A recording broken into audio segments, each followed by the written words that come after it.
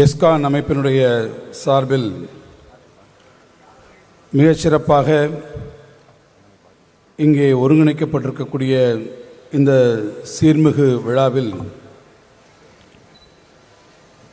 கலந்து கொண்டிருக்கக்கூடிய என்னை அன்போடு வரவேற்றிருக்கக்கூடிய என்னுடைய அன்பிற்கினிய அருமையண்ணன் ஜெகதீசன் அவர்களே, இந்த அமைப்பினுடைய தலைவர் மதிப்பிற்குரிய நீதிமோகன் அவர்களே, அமைப்பினுடைய பல்வேறு நிர்வாகிகளே, ஆயிரக்கணக்கிலே கலந்து கொண்டு இந்த நிகழ்ச்சிக்கு சிறப்பு சேர்த்திருக்கக்கூடிய இதில் அங்கம் பெற்றிருக்கக்கூடிய இந்த அமைப்பினுடைய உறுப்பினர்களே, தங்கள் அனுபவங்களை பகிர்ந்து கொண்டு அவற்றை உங்களுக்கு அறிவுரைகளாகவும் வழங்கியிருக்கக்கூடிய பல்வேறு நிறுவனத்தினுடைய பிரதிநிதிகளே,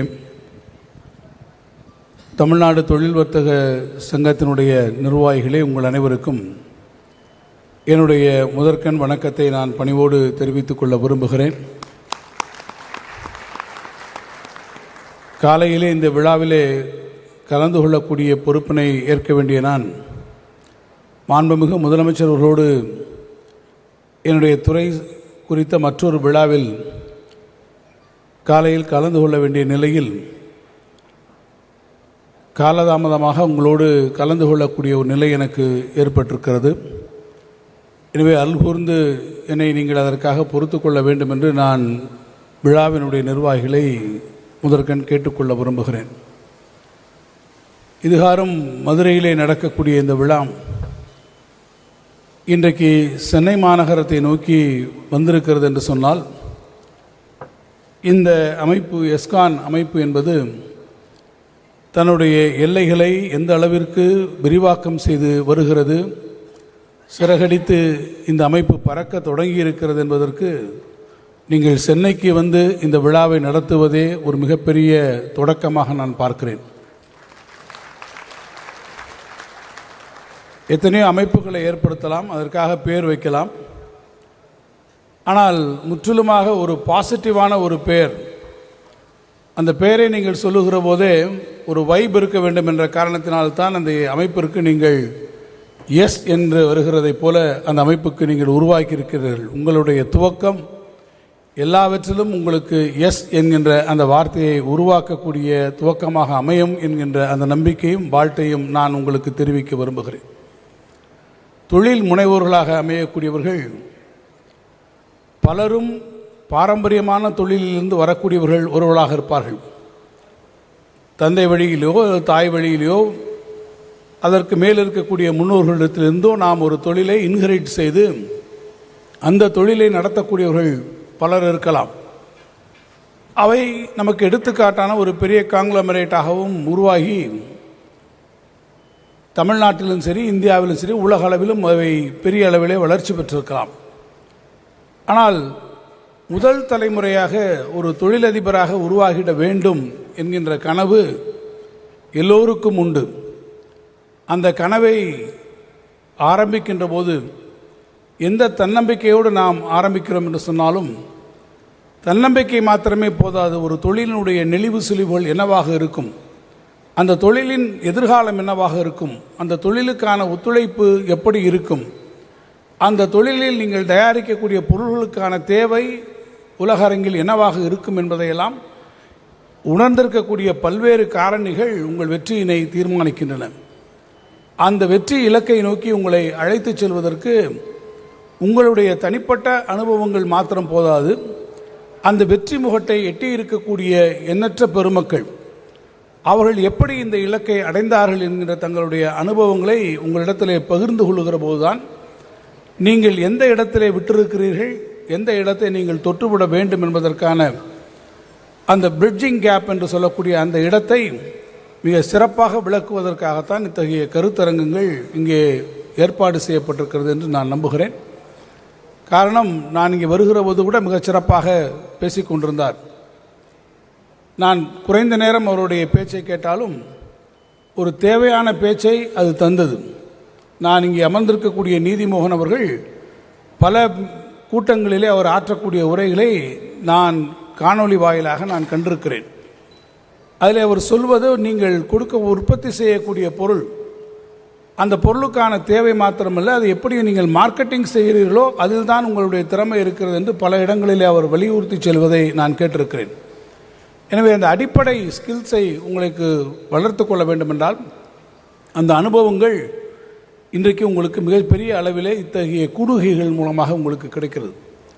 அரசாங்கம் என்பது, உதாரணத்திற்கு நானே கூட நிதித்துறையினுடைய அமைச்சராக இருக்கலாம். நிதித்துறையின் மூலமாகவோ வங்கிகள் மூலமாகவோ இன்றைக்கு பெரிய அளவிலே நாம் தொழில் செய்வதற்கான வாய்ப்புகளை உருவாக்குகிறோம். ஒரு காலத்திலே தொழில் செய்ய வேண்டுமென்றால் ஒரு குறிப்பிட்ட தொழில் வாய்ப்புகள் மாத்திரம்தான் ஒரு காலத்தில் இருந்தது. ஆனால் இன்றைக்கு பார்த்தீர்கள் சொன்னால் வாய்ப்புகள் இன்றைக்கு இந்த தொழில் வெளியில் பறந்து கிடக்கக்கூடிய இந்த வெளியில் ஏராளமான வாய்ப்புகள் கொட்டி கிடக்கிறது. அந்த வாய்ப்புகள், எந்த வாய்ப்புகள் உங்களுக்கு சரியானதாக இருக்கும் என்பதை அறிந்து கொள்ளக்கூடிய வகையில், அது எந்த வகையிலே உங்களுடைய தொழில் முதலீடுகள் இருக்கிறது, அதற்கேற்ற வகையில் எவ்வாறு அமைய வேண்டும் என்பதை உங்களை ஒருங்கு செய்வதற்காக அரசும் பல திட்டங்களை தீட்டுகிறது. உதாரணத்துக்கு டிஎன் ஸ்டார்ட் அப் எடுத்துக்கொண்டு என்று சொன்னால், ஸ்டார்ட் அப் நிறுவனங்களை உருவாக்குவதற்கு உங்களோடு சேர்ந்து ஒரு ஹேண்ட் ஹோல்டிங் கொடுப்பதற்கான ஒரு நிறுவனத்தை தமிழ்நாடு அரசு உருவாக்கி அதை நடந்து கொண்டு வருகிறது. தமிழ்நாட்டை நோக்கி இன்றைக்கு எண்ணற்ற தொழில் நிறுவனங்கள் தங்களுடைய தொழில் முதலீடுகளை செய்வதற்காக வருகிறார்கள். ஏறத்தாழ நீங்கள் இந்த 4 ஆண்டுகளிலே பார்ப்பீர்கள் என்று சொன்னால் 10 லட்சம் கோடி ரூபாய் மதிப்பீட்டிலான தொழில் முதலீடுகள் வருவதற்கு ஒப்பந்தங்கள் போடப்பட்டிருக்கிறது. ஒரு கமிட்மெண்ட் இன்வெஸ்டர்ஸாலே நமக்கு கொடுக்கப்பட்டிருக்கிறது. எங்களுக்காக the most preferred destination in India for investments என்று எடுத்துக்கொண்டால் அதில் தமிழ்நாட்டுக்கு ஒரு முக்கியமான இடம் இருக்கிறது என்று வருகிறார்கள். அதற்கு அவர்கள் சொல்லக்கூடிய மிக முக்கியமான காரணம், தமிழ்நாட்டிலே எல்லா வசதிகள் இருந்தாலும் இங்கே கிடைக்கக்கூடிய ஸ்கில்டு மேன் பவர் என்பது மிக பிரமாதமாக இருக்கிறது. எனவே இங்கே நோக்கி நாங்கள் வருகிறோம் என்று சொன்னார்கள். அதற்கு காரணம், தமிழ்நாடு அடிப்படை உள்கட்டமைப்பு இன்ஃப்ராஸ்ட்ரக்சர் ஃபெசிலிட்டிஸோடு சேர்த்து நம்மிடத்திலே இருக்கக்கூடிய தொழில்நுட்ப திறமைகள், டெக்னிக்கல் அண்ட் டெக்னாலஜிக்கல் ஸ்கில்ஸ் என்று எடுத்துக்கொண்டீர்கள் சொன்னால், நம்ம இடத்தில் இருக்கக்கூடிய பல்கலைக்கழகங்கள், இருக்கக்கூடிய இன்ஜினியரிங் கல்லூரிகள் என்று இவற்றையெல்லாம் வரக்கூடியவர்கள் மிகச்சிறந்தவர்களாக இருக்கக்கூடிய காரணத்தால் தொழில் முதலீடுகளை ஈர்ப்பதோடு மட்டுமல்லாமல் அந்த தொழில்களை வெற்றிகரமாக நடத்துவதற்குமான உரிய சூழ்நிலையை நம்முடைய தமிழ்நாடு கொண்டு வந்திருக்கிறது. ஒரு பெரிய தொழில் முதலீடு வருகிறது என்று சொன்னால் அந்த தொழில் முதலீட்டை ஒட்டி ஒரு பெரிய ஈகோ சிஸ்டம் உருவாகிறது. அந்த ஈகோ சிஸ்டம் என்பது அந்த இடத்திலே இருக்கக்கூடிய வேறு பல தொழில்கள், அது எம்எஸ்எம்இயாக இருந்தாலும் சரி, அது வேறு பல தொழிலாக இருந்தாலும் அதை உருவாக்குவதற்கு அது அடிப்படையாக அங்கே அமைந்து விடுகிறது. ஒரு காலத்திலே நீங்கள் எடுத்துக்கொள்வீர்கள் என்று சொன்னால் சென்னையை மாத்திரம் மையமாக வைத்து தொழில்கள் உருவானது. சென்னை உருவாவதற்கு முன்பாக தமிழ்நாட்டிலே கோயம்புத்தூரை சுற்றி இன்ஜினியரிங் தொழில்கள் உருவாயினது. மதுரையை சுற்றி நீங்கள் பார்ப்பீர்கள் என்று சொன்னால் அடிப்படையிலே வியாபாரம் சார்ந்திருக்கக்கூடிய வேறு பல தொழில்கள் அங்கே உருவானது. ஆனால் இன்றைக்கு அதற்கு பிறகு சென்னையை நோக்கி இத்தகைய தொழில் நிறுவனங்கள் வரக்கூடிய ஒரு வாய்ப்பு, தகவல் தொழில்நுட்ப புரட்சி நம்முடைய 90களினுடைய முற்பகுதிகளை துவங்கி இன்றைக்கு வரை அந்த தொழில் விரிவடைந்திருக்கிறது. புது புது கண்டுபிடிப்புகள் சென்னையை நோக்கி அதை அழைத்து வந்து கொண்டிருக்கிறது. ஏஐ போன்றிருக்கக்கூடிய புதிய உத்திகள் இன்றைக்கு வாய்ப்புகளை உருவாக்க டேட்டா சென்டர்ஸ் வருகிறது, ஃபின்டெக் சென்டர் வருகிறது. இந்த அரங்கத்திலே கூட்டம் நடக்கக்கூடிய இந்த இடத்திற்கு பக்கத்திலே நீங்கள் பார்ப்பீர்கள் என்று சொன்னால் ஒரு ஃபின்டெக் சென்டர் வருகிறது.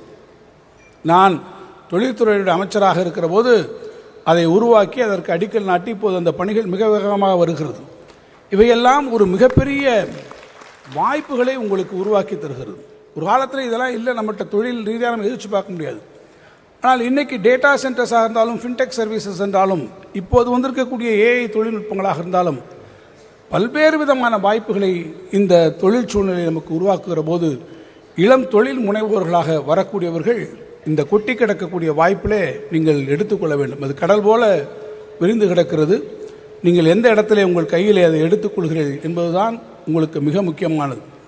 இதில் மிக முக்கியமாக நான் சொல்வது, இந்த தொழில் புரட்சிக்கு வித்திடுவதிலே கடன் பொருளாதாரம் என்பதும் மிக முக்கியமாக ஒன்றாக நான் கருதுகிறேன்.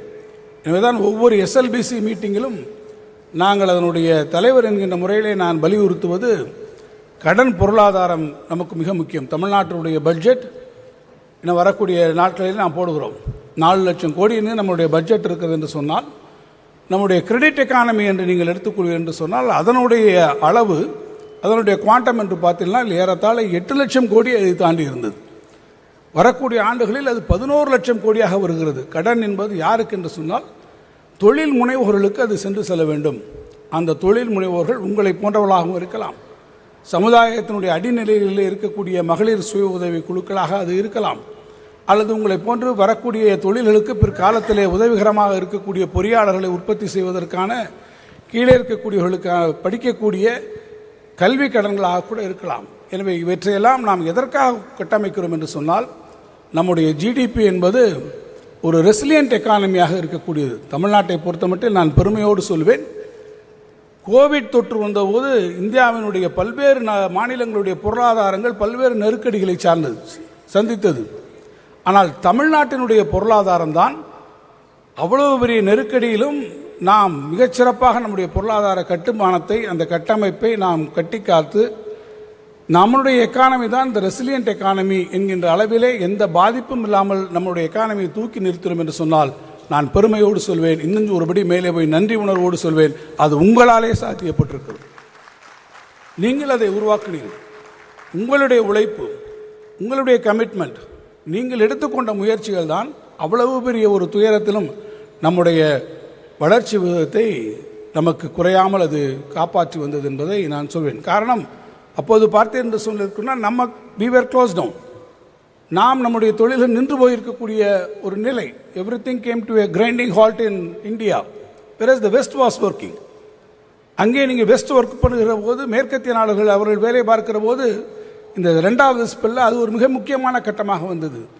நம்முடைய எக்ஸ்போர்ட் கமிட்மெண்ட்ஸ், நம்முடைய ஏற்றுமதிக்கான திட்டங்கள், இவற்றையெல்லாம் நிறைவேற்றக்கூடிய ஒரு நிலையில் நாம் இருக்கிற போது, அவர்கள் எங்கே எங்களுடைய ஆர்டருக்கு நீங்கள் கொடுக்கிறீர்கள் என்று கேட்டபோது, தமிழ்நாட்டில் திருப்பூராக இருந்தாலும், கோயம்புத்தூராக இருந்தாலும், சென்னையாக இருந்தாலும், இங்கே இருக்கக்கூடிய இந்த தொழில் கட்டமைப்பிலே நீங்கள் கொடுத்த அந்த மகத்தான ஆதரவு தான் மிகச் சிறப்பான வகையிலே தமிழ்நாட்டினுடைய அந்த திட்டங்களுக்கு நாம் தொழிலை காப்பாற்றக்கூடிய ஒரு வகையிலே வந்தோம்.